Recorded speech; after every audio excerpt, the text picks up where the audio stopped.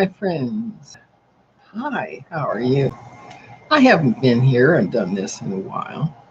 And yesterday I put up a video about treachery and how those that we trust to govern and lead and deal with social problems in our society seem to have something else on their minds.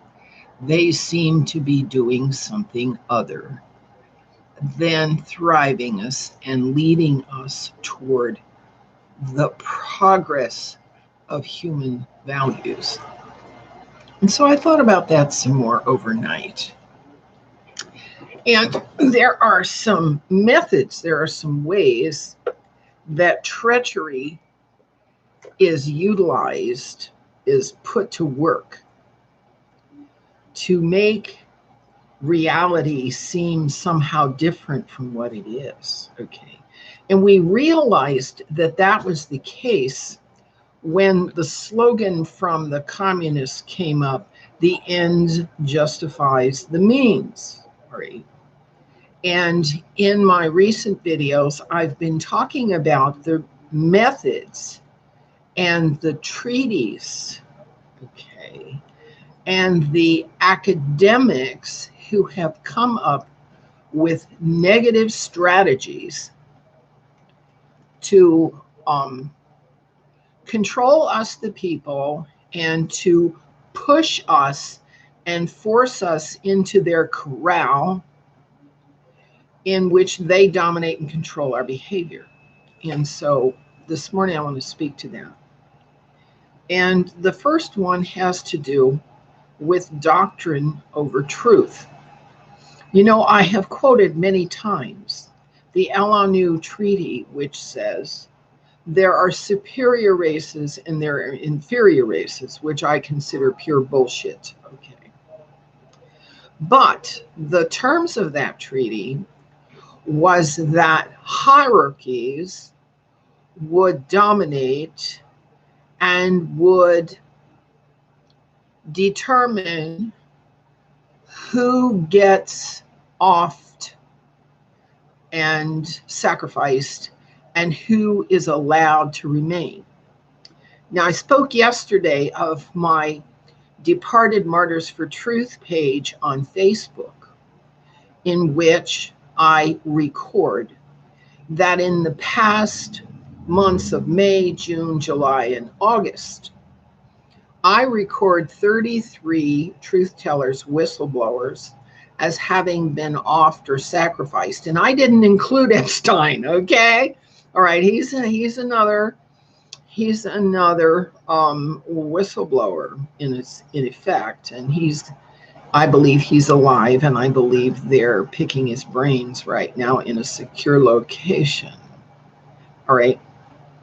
So I was talking about how the treaties have wrapped legalist maritime admiralty statutes around common law the way a constrictor snake wraps around its victim before it suffocates and swallows its victim.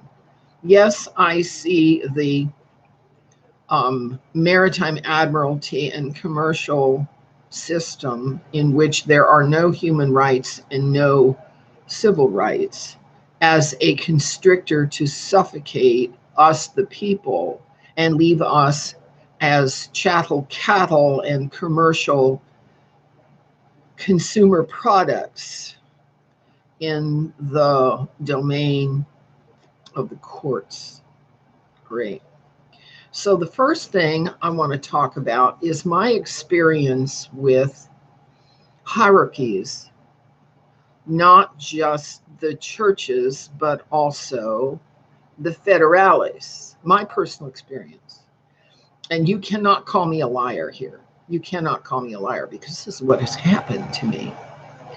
In the case of the churches, I have presented myself to the Catholic Church as a person who believed in Jesus from the age of 6 when I was on the Venice boardwalk, and I accepted Jesus as my Savior, and I was baptized as a witness in 1965. And the Catholic Church says to me that I cannot take communion there unless I go through their entire initiatory process and begin again from the beginning as if I had never been a Christian, even though I have devoted my life to telling Jesus' truth for the past 60 years.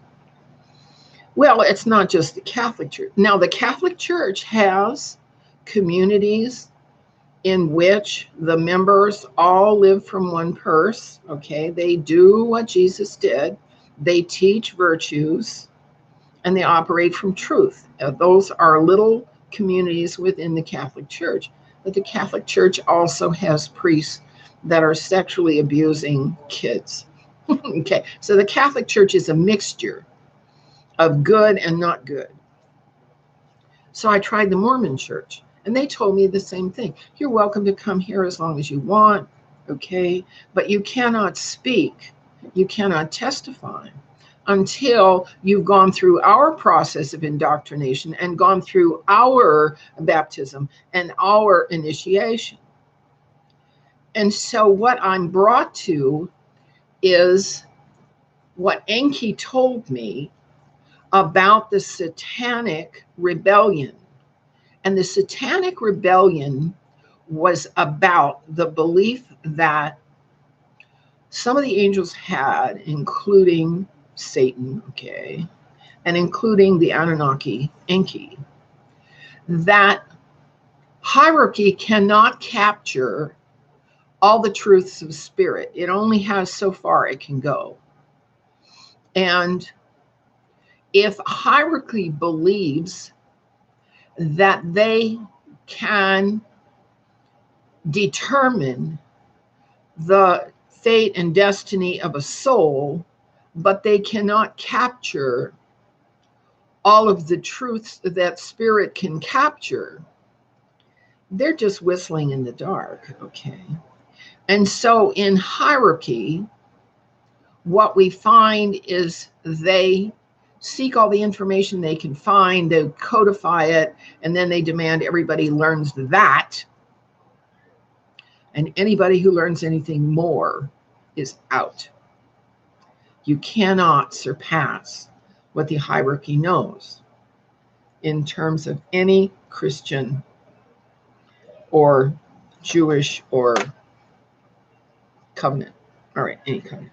Okay, so that doctrine in the hierarchy is always preferred over truth, and policy is always preferred over initiative. And that's their first bad method, because souls get out in front of the hierarchy. Next thing, records over reality. Records over reality. As you know, I've been doing videos here at YouTube for about 5 years. And I've been muddling, trying to figure out what happened to my father, what happened to me. What I noticed from Peggy Childers is that I had the same experience that she did. I was given the birth records of a dead child and dumped into the human trafficking adoption market and placed in a family that was as far from my biological DNA family as they could go. They wanted to lose me. That's what they wanted to do.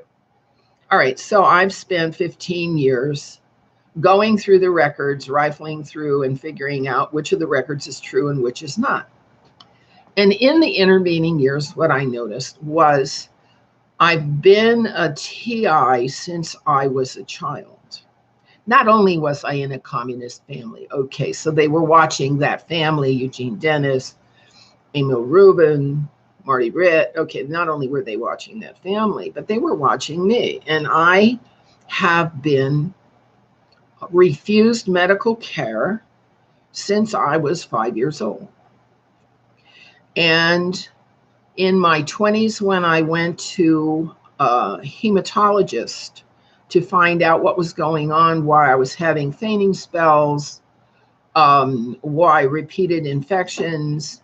He wouldn't tell me about my blood except that it was anomalous. I have never even been told my correct blood type. This is how the hierarchy of government controls what people know. Not only are all the records and all the books and all the biographies and presumed autobiographies of my father false, because he didn't abdicate. The abdication was done by a doppelganger. It was done by an actor. And the document that presumed to be an abdication document was falsified by Parliament because they were vested in the Masonic order, who had orders to create a certain outcome, and they had to do what the Masons told them they had to do. They were following orders when they created the abdication reality that never happened. Never happened. All right. Well, we know that the JFK assassination didn't happen the way they said. Ruby Ridge didn't happen the way they said. The death of William Cooper was suppressed.